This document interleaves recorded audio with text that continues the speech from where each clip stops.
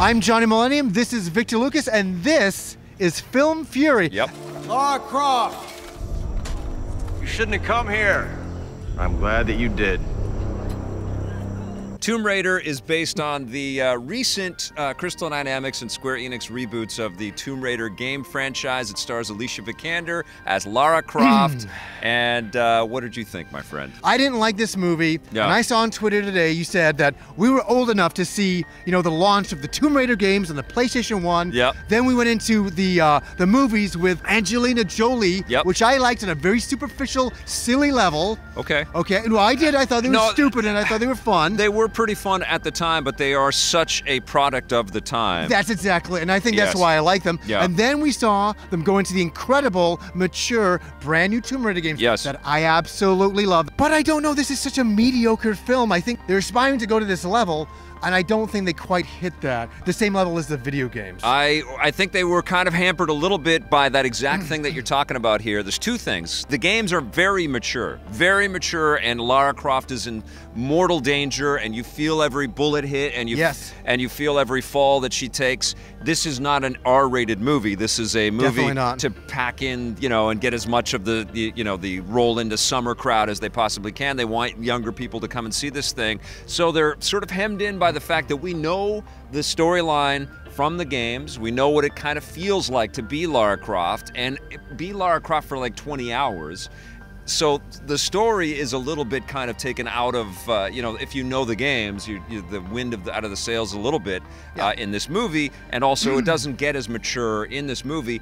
All that being said, I really think they did a great job at sort of getting the look and feel of Lara Croft, and Alicia Vikander is an excellent Lara Croft. I was not sucked in by her performance. I was not charmed by her character. I did not laugh. I did not feel excited. I didn't feel deflated. She's I didn't cool. feel anything. She's fine. She's like average. She's not a you know, she doesn't have the charm of Nathan Drake or Indiana Jones. She's just really, really competent. She's really skilled at what she can do, and that's what Alicia Vikander brought to the table. She brought a young person that was, you know, training and physically putting herself out there, and they set it up with some pretty nice sequences in the beginning where Alicia Vikander's in a boxing ring or kickboxing ring, and she's fighting, she's getting her ass kicked, and then she's also in this sort of bike race through the streets of London, which I think was pretty elegantly captured and conveyed, and it showed the risk-taking prowess that this person has. Her physicality is not the issue. She can fight. She can do all of the work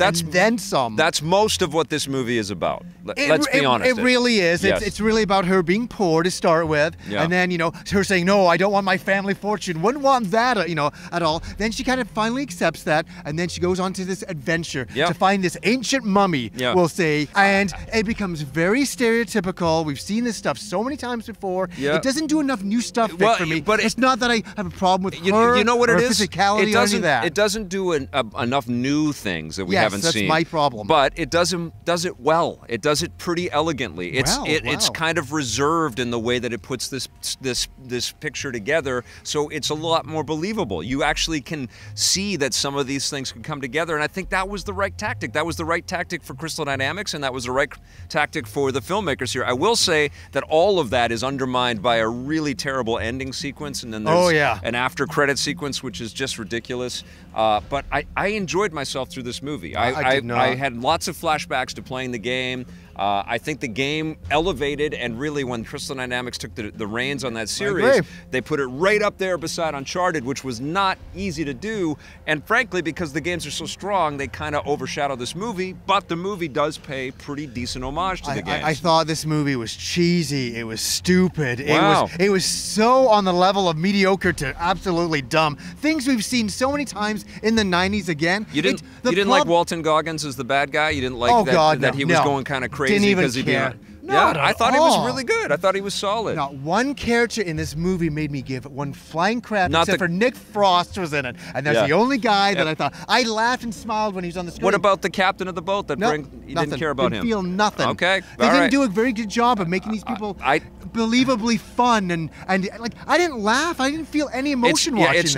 It's not a lighthearted thing, and neither were the Tomb Raider games. And you're right. Yeah. The Tomb Raider games, I play those games and I love them as, you know, those kinds of experiences. but as a movie-going experience, it is so average. And I'm sitting there, I'm like, we're going from one action sequence to the next, I'm like, but it's just stuff we've seen so many times before. I think that this is going to be a real problem for this movie because we know what the outcome is going to be. You know, that sense of mortal danger is kind of like the carpet gets pulled out. For everybody that's watching Film Fury and watches my stuff on EPN and Johnny's stuff on Happy Console Gamer, we're all gamers. So all of us are going to go in and go, well, we know all these beats, and that's going to be a real issue for the thing. All that said, I think they did a really solid job at building that world on film, and that's not easy to do, as evidenced by the cheeseball Angelina Jolie movies. Those are fun. When she punched the shark underwater. No.